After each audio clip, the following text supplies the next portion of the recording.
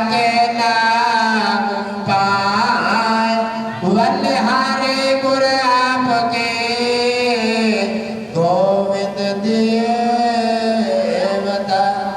गुरु गोविंद दोनों खड़े किनके पास लागू? दुनिया वाले सोच लेते हैं गुरुदेव तो रोज देखते हैं, आज भगवान मिल गए इन्हीं के पैर लागू। अरे गुरुदेव के बिना भगवान में कुछ मिलेगा ही नहीं, क्योंकि भगवान पीछे। अरे उन्होंने भगवान ने कहा नहीं, ये अनित्य है, गुरु का निरादर मुझे बर्दाश्त नहीं है, क्योंकि गुरु तो गुणों की खान है और सबसे विश्व में पहले पूजा गुरु की होती है। क्योंकि भगवान दुनिया पर धरती पर अवतार लेकर के आते हैं तो वो भी गुरु का आकर के मान बढ़ाते हैं और उन्हें गुरु बना करके उनका आदर कर देते हैं। ये देवताओं, बिना गुरु के धरती पर कुछ नहीं है। वो बिना गुरु ज्ञान के ये चेतन स्वरूप जो है मुर्दा है, क्योंकि बिना ज्ञान के कहते हैं ये शरीर भी मुर्दा के समान है। क्योंकि जब तक ज्ञान नहीं तब तक कोई इन चीजों की कदर नहीं। इसलिए आप उन चीजों को समझिए और गुरुदेव के इशारे को समझ करके कामकाज कीजिए। और जब कामकाज करके उसका जब आपको निर्णय मिलेगा और जब आपको सफलता मिलेगी तो स्वयं समझ लेंगे। अश्विनी कुमार सुसैन वैद्य, आप उसमें विचार करके और सभी का कल्याण करो।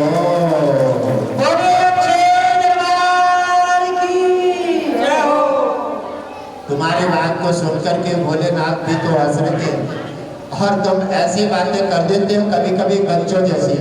और ये भी जरूरी है, रातों दिन कामकाज करते हैं तो कभी कभी बच्चों की भी बात ठीक है। और भोलेनाथ भी हंसते, सभी देवता कभी कभी तुम्हारी बातों पर हंस देते हैं। और इसी प्रकार कभी कभी तुम ऐसे बचपनों की बात मीटिंग में भी कर देते हो जो सभी देवताओं को कामकाज मीटिंग के समय पर हंसी आ जाती है। ठीक है, ऐसे कामकाज करते समय हंसो भी और हंसाओ भी, तुम्हारा भी और सबका कल्याण हो। क्योंकि हंसने के बिना भी कुछ नहीं है। हर समय चिंता में रहोगी तो चलते रहोगी। चिंता जो है ना वो मरे को जलाती है और चिंता जिंदा को जला देती है। तो चिंता से हटने के लिए खुशहाल बहुत जरूरी है। हमेशा हमेशा मेरे प्रिय परिवारजनों, कितनी महत्वपूर्ण बात है। दो तीन चीजें ऐसी हैं जहां से चिंता हटा दी जाती है। कौन कौन सी चीजें? ध्यान देकर सुनो। देखो, अगर गुरु के पास आओ, दरबार में सत्संग में हो तो चिंता हटा दो। चिंता हटा करके गुरु के बाद अपने अंतःकरण में मन मंदिर में धारण करो तो तुम्हारी समस्या हट जाएगी और गुरु के पास से तुम्हारा कल्याण हो जाएगा। और दूसरी जगह है त्याग तीर्थ में मंदिर में पूजा करने जब जा रही हैं तो चिंता को हटा दो। अगर वहां भी चिंता रखोगे तो न चिंता हटे और न मंदिर में पूजा करने से तुम्हें कुछ मिला, कुछ नहीं मिलेगा। वहां के भाई बने रहोगे, फिर कहते हो हमारी कोई समस्या हल ना भाई, कारण यही है। इसी प्रकार इन चीजों से हट करके, क्योंकि चिंता दरबार में आकर, सत्संग में आकर, मंदिर में आकर और भजन के समय पर चिंता हटा देना चाहिए। और जिसकी पूजा कर रहे हो उसके समर्पित भाव से पूजा करके और अपना और अपने देश का कल्याण कर लेना चाहिए। ऐसी व्यवस्था लगातार जब हो जाती है और चिंता ऐसी जगह पर हट जाती है तो संपूर्ण तरह से भक्ति तुम्हारे मंदिर में स्थान लेने जाती है और भक्ति के स्थान होने से तुम्हारी समस्या हट जाएगी और तुम्हारा कल्याण हो जाएगा। देवताओं की बात समझोगे। अगर चिंता करते रहोगे तो न चिंता हटी न चिंतन बना। इसी प्रकार तुम्हारी समस्या बाकी नहीं बनी रहेगी।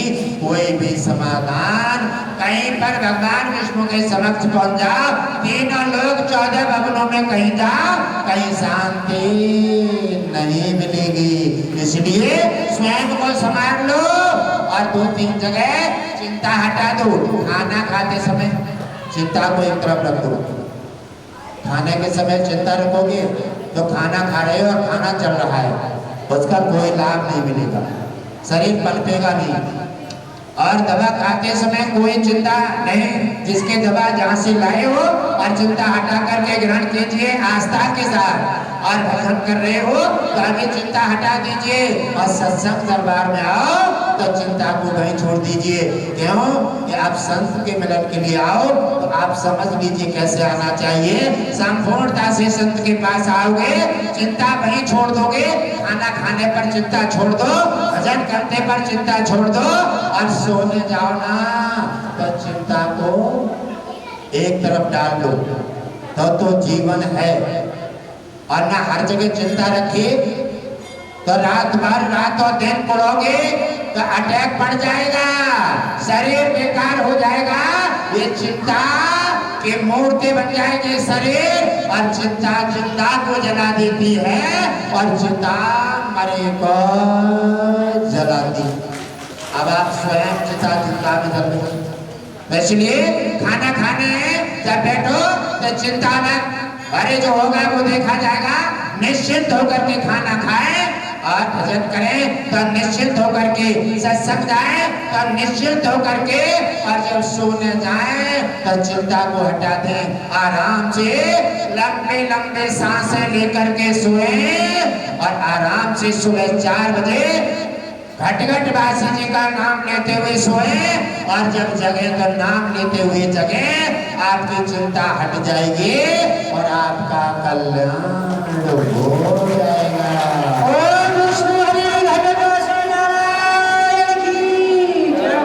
वरना क्या बचेगा? वरना ये बचेगी चिंता। 3-4 जगह बिल्कुल हटा दो और चिंता से तुम कर का लियो हो करो। अच्छा एक कर लियो तो भजन वजन सब छोड़ दो, पहले चिंता कर लो, खानो छोड़ो और नहीं चल रहा तो दिन चिंता करो। देखा क्या कर लियो, तुम्हारे बस में कुछ है ही नहीं, तेरे बस में कुछ भी नहीं है। भाव हमारी शान, भक्त घर आते हैं भगवान। अब जब भाव है ही नहीं, भक्ति है ही नहीं, समर्पित भाव नहीं है, श्रद्धा नहीं है, फिर और कोई काम काज कर रहे, सत्संग में तो अपनी चिंता लगाए पड़े हो, हाँ मोबाइल पर बातें समस्या लगाए पड़े हो, आप दरबार में आए तो चिंता लगाए पड़े हो, जालम मालम जालम। अरे फिर जब समर्पित भाव से न आए तो आने का फायदा क्या है? अरे चिंता स्वयं हटाते हो तो फिर सत्संग में, दरबार में, मंदिर में, तीर्थ में जाने का फायदा क्या है? स्वयं हटा लो। आज जब स्वयं चिंता तुम्हारे हटाने के बस की नहीं है तो ऐसे दूर कर दो। 3-4 जगह खाना खाओ चिंता हटाओ, और सत्संग आओ चिंता हटा दो, गुरुदेव के पास आओ चिंता हटा दो, और सोने के पास जाओ चिंता हटा दो। अगर आज से ज्यादा अच्छी है तो सुबह उठा लो, रात भर सो, खाना खाओ, भजन पूजा कर लो, और जब खेत में काम करने जाओ तो चिंता को उठा के ले जाओ, और शाम को खाने का समय आए फिर छोड़ दो। ऐसा अगर कर सकते हो तो बड़ी से बड़ी समस्या से आप हट करके और विष्णु हरि घट घट बासी कृपा पा करके, और आप बड़ी से बड़ी समस्या को हरा करके और आप जीत सकते हो। वरना भक्तों का क्या होता है, दरबार में आते हैं ना कोई तो कहते हैं हमारी हाजिरी पूरी हो गई, समस्या हल आ गई। उन्हीं की तो हल नहीं होती है जो हर चीज को घावर बोल कर लिया, हर चीज जिटिया करे है, रातों दिन हाय हाय चिल्ला रहे हैं, ना भजन करेंगे ना गुरुदेव की बात मानेंगे, सत्संग जाएंगे तो अभी फोन पे लगे रहेंगे, और हर जगह चिंता। घर पे फोन कर लो, कोई परेशानी तो नहीं है, वाह वाह परेशानी है, फिर फोन से क्या? अरे जब परेशानी घर पे थी तो आ गई तो तुमने कौन सी हल कर ली? तो जब तुम्हारे कुछ बस में नहीं है तो फिर क्यों चिंता करे? अरे अपनी चिंता घटघट बासी जी ने बता दिया है कि इतना महत्वपूर्ण नाम आपको दे दिया है, अगर शेर का भी सामना हो जाए इस नाम का उच्चारण करो और गुरुदेव तत्काल तुम्हारी सहायता करके और आपको बचा करके आपका कल्याण कर देंगे।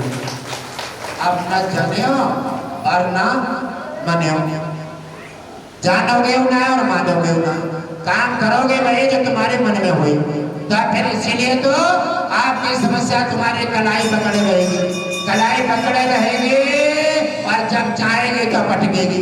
जैसे तुमने अपनी बात को ना छोड़ो, अपनी ही परंपरा निभाए रहे, गुरु के पास सत्संग में भी आए, दरबार में भी आए, सब जगह आए, लेकिन करो वो है जो मन में है। तो फिर क्या फायदा भाव गुरु के पास आने को? गंगा नहाने से क्या फायदा है? जब आप गंगा नहाए, गंगा की तरीका से स्नान नहीं किए तो कोई फायदा हुए?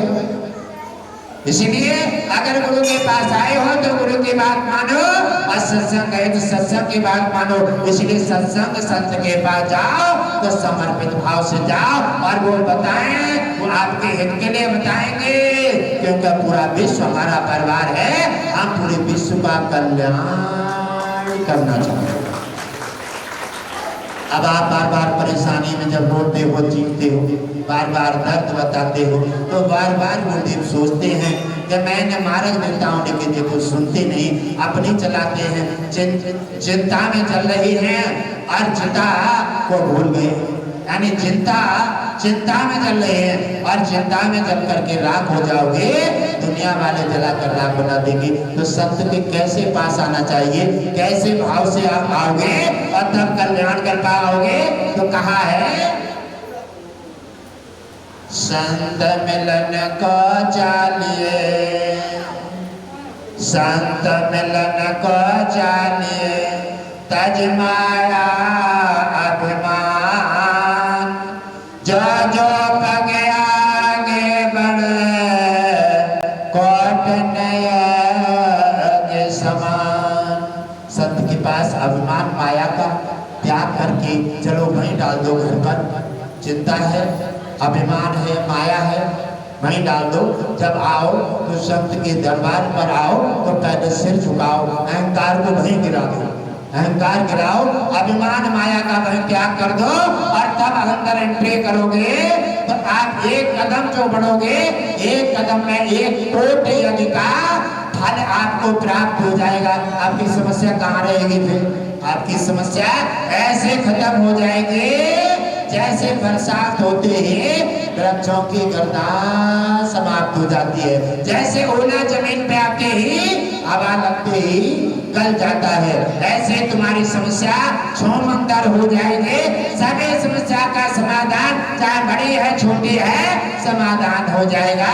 केवल अपने को बदल दो प्यारे, अपना भाविक हो जाओ, छल कपट अहंकार को छोड़ दो, और समर्पित भाव से संत मिलन को चाहिए, तज माया अभिमान, और जो जो पग आगे बढ़े, और गोल्डन यज्ञ समान संत के शरण में भाव से, श्रद्धा से, लगन से आ जाओ, और उनके बात को बताते हैं तुम्हारे हित और तुम्हारे कल्याण के लिए। आप अपने कल्याण के लिए उनकी बात समझ करके अपने मन मंदिर में धारण कर लो।